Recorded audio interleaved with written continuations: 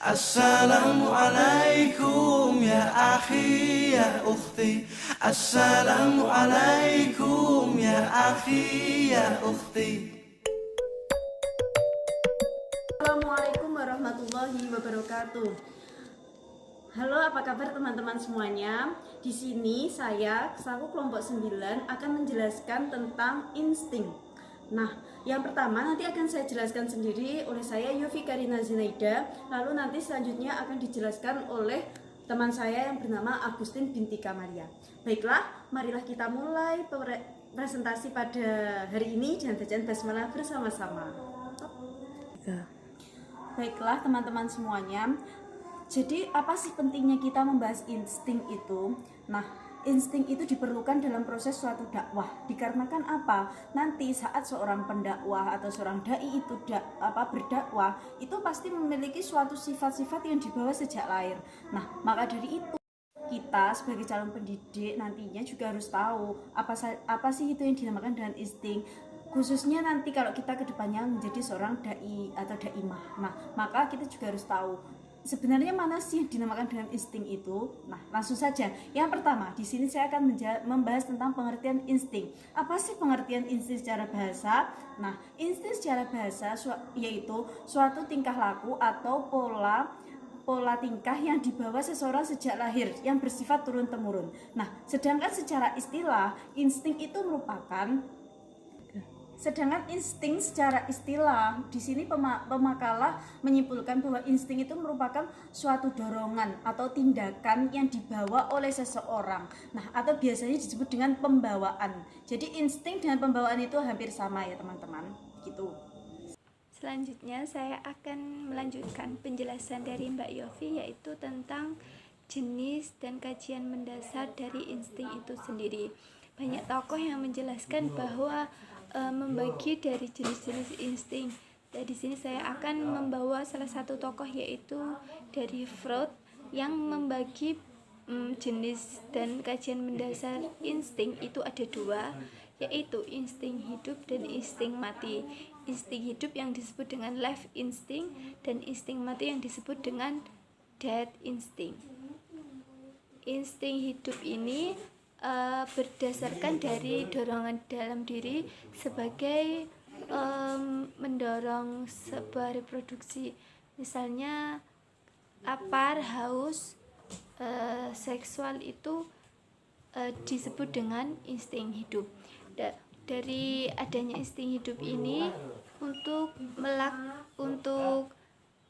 melangsungkan kehidupannya sebagai manusia. Jadi yang kedua itu ada insting mati atau death instinct.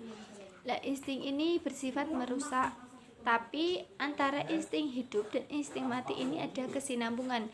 Dari insting mati yang biasanya sebagai dorongan, nah itu diteruskan oleh insting mati atau lanjutan sebagai dari insting hidup tadi.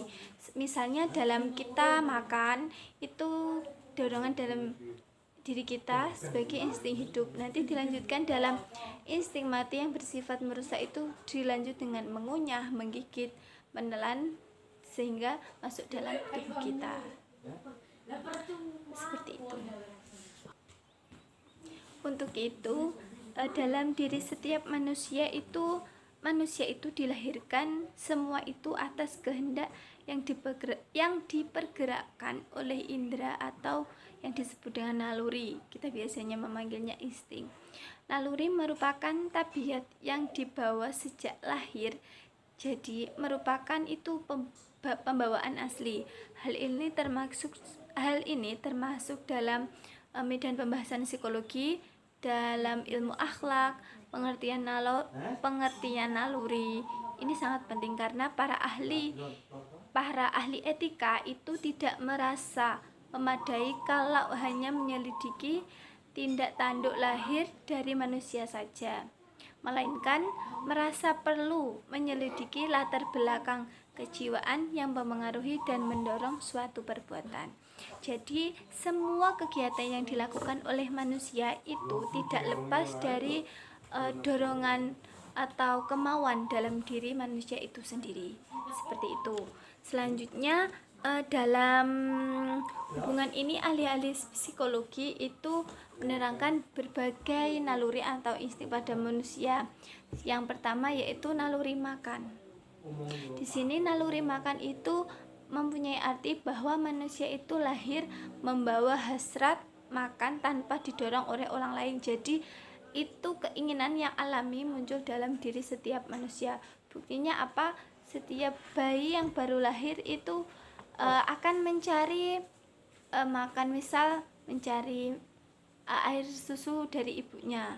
Jadi naluri ini sudah jelas ketika dia masih dalam posisi di dalam kandungan, dia pun juga sudah membutuhkan makan, maka dia akan menyesuaikan sendiri ketika nanti dia sudah lahir di dunia. Jadi bayi itu akan menyesuaikan dengan lingkungannya. Ketika berada di dalam lingkungan itu sudah membutuhkan makanan, dan jika lahir nanti juga membutuhkan makanan. Selanjutnya naluri berjodoh. Naluri berjodoh ini memberi arti bahwa laki-laki memiliki keinginan untuk tertarik kepada wanita, begitu juga sebaliknya. Jadi rasa tertarik ini akan muncul di mana suatu masa nanti ketika seseorang itu sudah membutuhkan pendamping hidup sehingga menjadi pasangan yang abadi.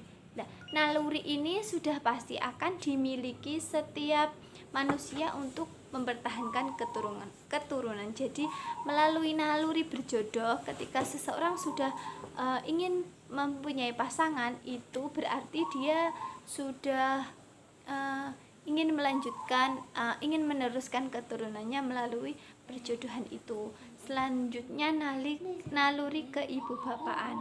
Maksudnya yaitu tabiat kecintaan seorang sebagai orang tua kepada anak itu sudah muncul dengan sendirinya. Jadi rasa peduli, rasa kasih sayang muncul dari seorang ayah dan ibu kepada anak itu sudah sebuah kewajaran, dan itu sangat mungkin terjadi. Jadi tidak ada paksaan untuk mencintai anak itu, tidak. Jadi mereka sudah timbul rasa kasih sayang itu pada diri setiap orang tua.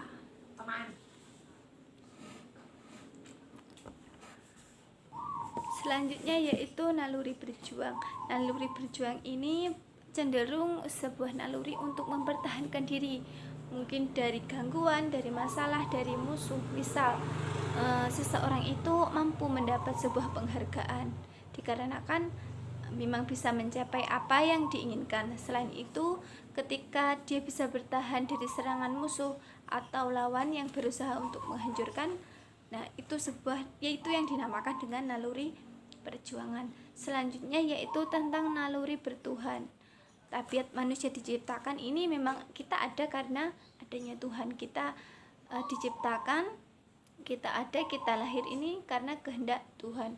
Maka naluri ini akan disalurkan dalam hidup beragama. Kita mempunyai agama, misal kita beragama Islam. Melalui agama Islam kita nanti bisa mempunyai relasi yang baik dengan Tuhan, berprasangka, berhusnudzon, adanya dunia ini, dan bagaimana kita hidup ini itu nanti akan berhubungan dengan Tuhan. Selanjutnya akan dijelaskan lagi oleh rekan saya Yofi Karina sekilas tadi tentang jenis dan kajian mendasar dari insting. Nanti akan ada klasifikasi insting yang akan dijelaskan oleh Mbak Yofi. Terima kasih. Selanjutnya yang terakhir di sini saya akan membahas tentang peran insting. Nah, peran insting di dalam dakwah itu sebagai apa? Jadi kan kita juga harus bertanya-tanya ya, sebenarnya untuk apa sih kita mempelajari tentang insting dalam dakwah itu? Nah, jadi harus teman-teman ketahui bersama bahwa peran insting di dalam berdakwah yaitu melalui kegiatan dakwah seorang dai dapat menekankan naluri mad'u dengan terus memberikan motivasi agar mad'u dapat mengembangkan naluri yang dia miliki. Jadi melalui insting ini nantinya pendakwah itu, misalnya dai itu saat memberikan motivasi kepada yang diberikan ceramah, maka yang diberikan ceramah itu nanti rasanya itu kayak tertarik. Jadi memunculkan rasa pemberubahan. Jadi ibaratkan seperti saat kita berceramah dengan orang lain. Nah, maka saat orang lain itu tadi mendengarkan ceramah kita, maka orang tersebut dari pembawaannya, dari nalurinya, dia akan sadar, oh benar ya apa yang dikata oleh dai tersebut. Nah, dari situlah nanti si orang tersebut akan berubah dari kesadaran diri yang selama ini dia miliki, dari kesadaran diri yang telah seorang dai tersebut katakan, seperti itu. Jadi peran insting itu sangat berpengaruh ya teman-teman. Begitu juga dengan untuk yang ceramah atau seorang dai-nya. Seorang dai itu juga harus memiliki insting. Karena apa? Karena seorang dai itu harus memiliki sifat bawaan yang bagus. Jadi kalaupun dia memiliki sifat bawaan yang buruk, terus tiba-tiba dia ceramah, bisa jadi nanti saat dia ceramah bawaan buruknya itu nanti bisa ditampakkan. Dan saat ditampakkan itulah nanti sikap bijaksananya itu akan berkurang. Dan mungkin nanti yang mendengarkannya pun bisa jadi berpikir, kok ini seperti ini yang berdai, seperti itu. Mungkin itu yang dapat saya sampaikan, dan juga teman saya tadi Agustin binti Kamalia. Banyak kurangnya dari awal hingga akhir, kami mohon yang sebesar-besarnya. Mungkin itu yang dapat saya sampaikan. Wassalamualaikum warahmatullahi wabarakatuh.